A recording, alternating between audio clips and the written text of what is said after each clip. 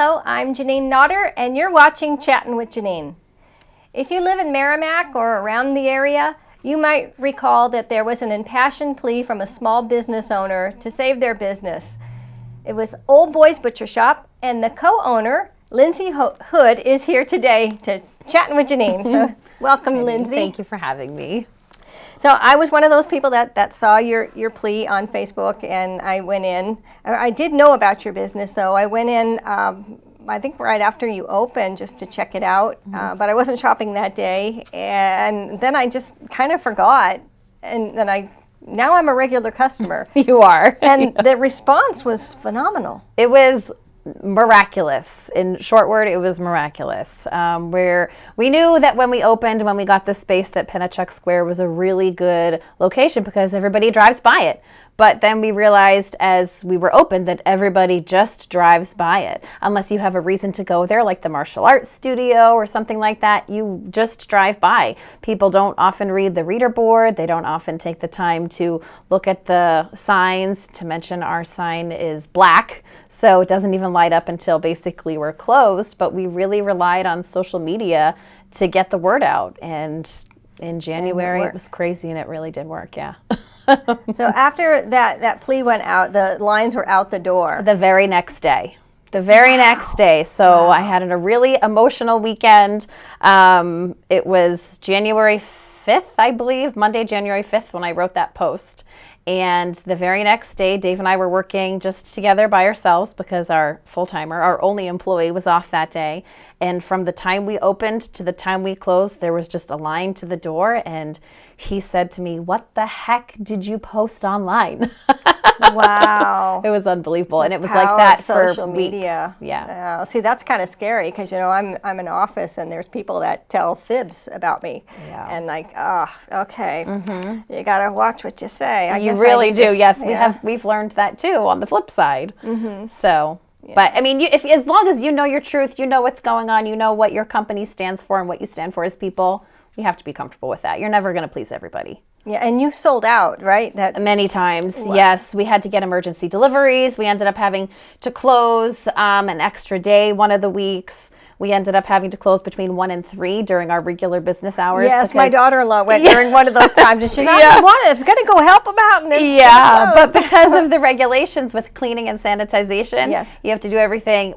So our meat slicer, for instance, the first moment you use that, the clock starts counting down from 4 hours, and you have to stop whatever you're doing at the 4-hour mark and sanitize it so that nobody gets sick.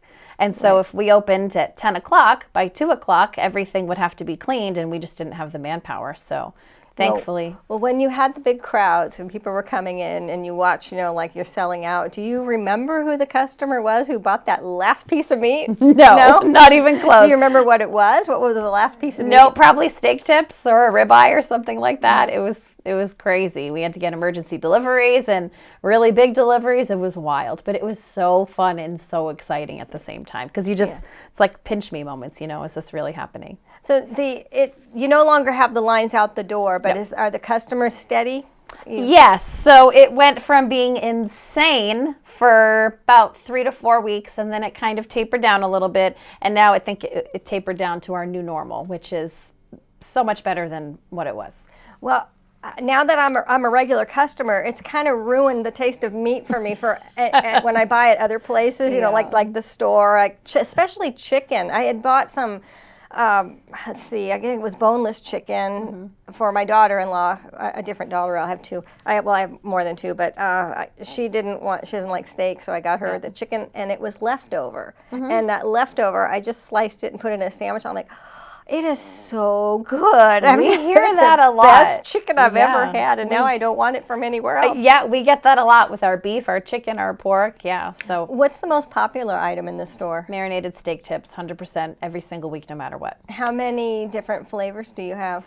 Well, we have a lot of marinades, so we kind of rotate them. We go through a rotation. I think we have about 6 or 7 on any given day. Okay, so I'm going to be having some big barbecues coming up. Actually, we're having two weekends in a row with a lot of family coming in from out of town. Yeah. So is it best that I call ahead? Probably, yeah. Just to make sure that Dave can set aside the marinades that you want. Okay. Because sometimes some of them run out real quick. Yeah. Do you know which one is the most popular? Asian chili. Yeah, that's our Sweet favorite. Asian chili. Yes, Yeah, our house that's our favorite too. Yeah, multiple times a week we usually eat something with that on it. You don't always have the plain chicken. No, we've actually, so right around the holidays, mostly like the summer holidays, Memorial Day especially, our chicken comes from Bell & Evans through Oxford Trading Company, which is who we order it from. And Bell & Evans, I think it's supply and demand. They haven't had the chicken that we have ordered, so we've been shorted on boxes. But this week, thankfully, it's not happening anymore.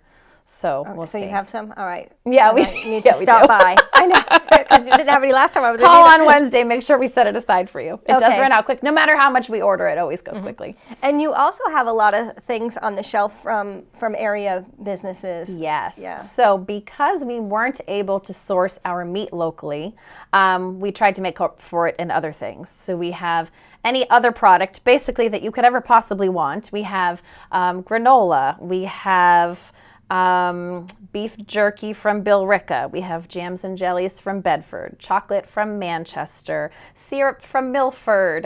We have a barbecue sauce made right in Merrimack. So we try to highly focus You have on the honey local. from Merrimack as well? Honey's from Yeah. Milford.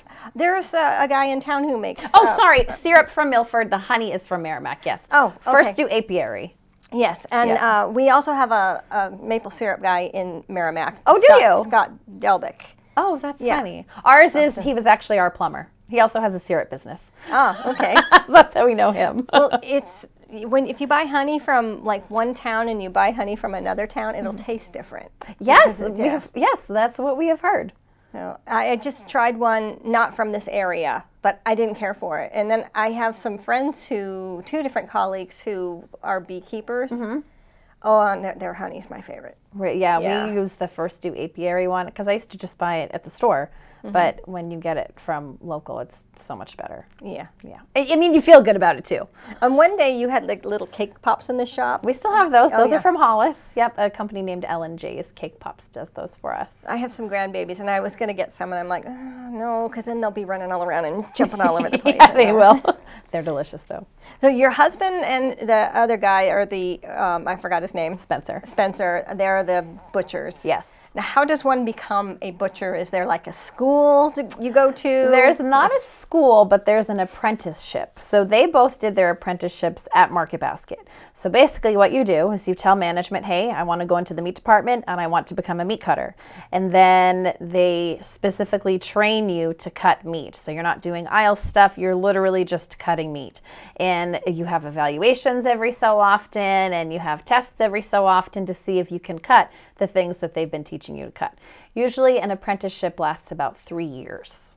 Wow. Yeah. Now, you've done some Facebook Live videos showing your husband cutting the meat, and he just made it look like butter. Yes. Number one, the knives are so sharp. Number two, And I should not touch them. no, I don't Loose touch them. fingers, He yes. gets worried when I touch them. But they can slice through everything like butter. And I mean, there is a certain skill set that goes with cutting meat. They're very good at what they do. They make it look very easy. And then there was a piece in one of your videos where it looked like a good piece of meat, a lot of meat on there, but no, he put it aside because this was touching too close to the muscle, or too close to the bone or something, and he said it wasn't going to taste good. Well, he doesn't tell me all the ins and outs that goes, because he's thinking 1,000 miles a minute, you know what I mean, when he's going through cutting, but he doesn't tell me half the stuff. I just know I can finally tell the difference between a strip steak and a ribeye. Are you open 7 days a week? We're open 5 days a week. So we're closed on Mondays and Tuesdays because we cook all of the stuff, like all the stuffed peppers, the meatloaves, we cook all of that ourselves. Oh, wow. So we take a day to do that and then we take a day off for ourselves. Oh, that's good. Yeah. Yeah. We don't want to get too burnt out. All work and no play makes Yeah. Jack a dull boy. Yeah. Yeah. Now I'm thinking of that scary movie that they came from. No. The Shining. Oh gosh, yep. So when you open the shop, well, what time do you have to get there before the shop opens, and what do you do? So I get there a little bit later. Dave gets there early. I drop our son off at school in the morning. So Dave gets there usually between 7:30 and 8 o'clock. and he's got to check all the meat in the case, make sure that none of it has discolored overnight. That's why we wrap everything in saran wrap to keep it as fresh as possible. He goes through and he gets rid of stuff that we cannot sell that day. Not necessarily because it's bad, but even if it doesn't look appealing to the eye, nobody's going to buy it. So it's just going to sit there and waste. So we get rid of that. He cuts all new stuff for the case. He turns all the marinades. We cover them every night so they stay moist and flavorful. Turns all the marinades. We clean before we leave at night, so he doesn't have to do any cleaning in the morning when he gets there. But he goes through, sees what he needs, makes his list of what he needs to cut. And usually they make sausage and all that stuff. We make sausage too at the State House. Do you? It's No, not I'm an just attractive. kidding. I'm just, Wow, that's a really interesting thing to do there. no, that's what they call it. It's a long story. It's not an attractive process, let me tell you. Every Yeah. time they do it, I can't. Yeah. It's Yeah. nasty. They have those old. There was a show in the '70s called The Waltons, and sometimes they would show them making sausage. And This this machine and yes. like that, yeah. It's this big tube, and they jam all the seasoning and meat in it, and then they attach the casing to this tube, and they literally What's just. the casing made out of? It's intestines. Ew. It's animal intestines. Well, now I don't want any. I know. No. I shouldn't tell you all these secrets. Sorry. Just don't think about I it. just won't think about it. Yeah. Now, when you first opened the business, you also had a sandwich section. We did, yes. Yeah. We carried Dietz and Watson deli meats, and I don't know if it was kind of like not enough people knew we were there, so we weren't selling a lot of sandwiches. I mean, we sold some, and it was great, but we were throwing away a lot of deli meat because, for instance, if you open a 5-pound chub is what it's Yes. called of bologna, you only have a week to get rid of it. And when you have bologna and a couple kinds of turkey and a couple kinds of chicken and roast beef, you don't nearly go through all of that. So we decided it was cost effective to just get rid of the deli and add more crafted items. Like now we can do our stuffed peppers and our breaded cutlets because we have room for that stuff. We're a really tiny shop. You've been inside. So it was just more cost effective. Well, I know Tomahawk Tavern here in town. They make really good subs. So if Yeah, people yeah, are we've missing heard. out on those subs. That's where you can get one. Yeah, plus right across the street from us is Mark's Subs. And we've heard his subs we haven't had a chance to go there yet, but we've heard his subs are huge. They're loaded with meat, and they could feed a family of 4. Wow. Yeah. Yeah, there's a lot of good places to eat in Merrimack and the surrounding area. Yeah, absolutely. So nice. You can just. If I had the money, I could just eat out every night and go to all these different places. We always try on one of our days off to go out to lunch somewhere local. Oh, that's good. Yeah. Oh, let's see. Do you miss making sandwiches? No. Okay. No, I don't and now miss it. I was going to ask you, is it hard? I mean, what's the process to open a business? I don't even know if I could recite it, even though I've done it. You have to get all kinds of licenses and certifications. And where do you get them? Town of Merrimack, excuse me. We actually hired a contractor, so for the building part of it, our contractor. That's smart. I watch HGTV, and that's Yes, the first lesson, hire a contractor. We weren't going to. I was like, I can hire all these people ourselves. And then you realize what goes into it and the amount of licenses and permissions and permits that they have to get. So Sam Jackson of Jackson Construction helped us. He's right out of Milford, and he did anything and everything on his side. There's business licenses. There's business insurances. There are, we all have to be certified food safety workers. So there's an online class that you have to take. Then you have to take a test, and then obviously all of that costs money. There's just so many things you would have never thought of. And right now, like I said, I don't even know if I could do it again because that was such a blur in my life, completely overwhelming. Well, I've talked to other business owners in Merrimack, and I know like the ones that are on DW Highway, they had to put in a sidewalk. And there was one, I don't even know which company it is now. Whoever put the sidewalk in, they didn't do it correctly, and they had to redo it, which ends up costing a lot of money. So expensive. And then there was we were talking earlier, there was a place called Chili Willy's, and they had hot dogs and ice cream. Yeah. And it just took so long for them to open that we kept waiting. We'd drive by, and they're still not open. And then they said, well, there was so much red tape. There was just so much. And then they finally opened. I went in and I'm like, oh, this is kind of a lot of money for a hot dog, but they'd have to charge that much to be able to pay the rent. Yes. And then it didn't last. There is. And it's unfortunate. And I mean, we were in danger of that happening to us. It's crazy the amount of money. Like, obviously, we pay wholesale prices for everything, but even those prices are expensive. So all of us came from market basket culture, right? So market basket is all about keeping their prices as low as they possibly can. So we're used to those prices. So when we get ribeyes, for instance, and we pay a certain amount of money, this is an industry secret, but technically what you're supposed to do is double the price of everything that you get in the store. So whatever you pay wholesale. With anything, even crafts. I never knew that. That is crazy. My sister used to make tote bags, and she said, yeah, you double the price, or actually you can even quadruple it on what it cost her to make a tote bag. And I'm like, wow. It is, and it's crazy. And you fear that, okay, if I know how much this costs, I would never pay this much money for it, but you can't get it. The regular person can't get it at the... Correct. Yeah. Correct. And it's hard because, I mean, there's so much stuff. When you charge money for a steak, the money that you make on that steak goes to so much more than paying for the steak. You know, you have to pay the delivery fees. You have to pay, because you're also helping other businesses succeed. So not only do we have to pay our rent, we have to pay a gas bill, we have to pay an electric bill, we have to pay our employee Spencer, we have to be able to pay ourselves for our own salary and our own bills. We pay 401ks, we pay insurance. There's so much, because not only cleaning supplies, anything and everything you could possibly paper for the printer, ink for the printer, stickers and masking tape. The list is endless. I like the bags that you give the customers when you put the meat in, because then I reuse them. Yeah, they're great bags, and those are also expensive. You know. Yeah. Well, they have handles too, like the little thick ones. handles. I have 4 grandbabies. Well, one of them doesn't have any teeth yet, so he. We'll just the 3, yeah. So the 3 of them, the toddlers, every time they come to Mimi's house, they go home with a goodie bag. So it'll be, like juice boxes and whatever snacks I have for them. That's adorable. And I use those bags. I reuse them. See, I'm glad. That's exactly why we got good bags, so they don't have to be thrown away after the first use. Yeah. And I always have, that's my recycling in the kitchen is a brown bag. So from your shop and where Whole Foods has brown bags. Yes. Yeah. It's funny, some customers actually bring them back to us. When they get a big collection, they bring them back to us to save money. Oh, wow. It's very thoughtful, Yeah, that is appreciate thoughtful. It. Yeah. Let me see. Let's see. Any advice to someone who wants to start a business? It's going to be scary.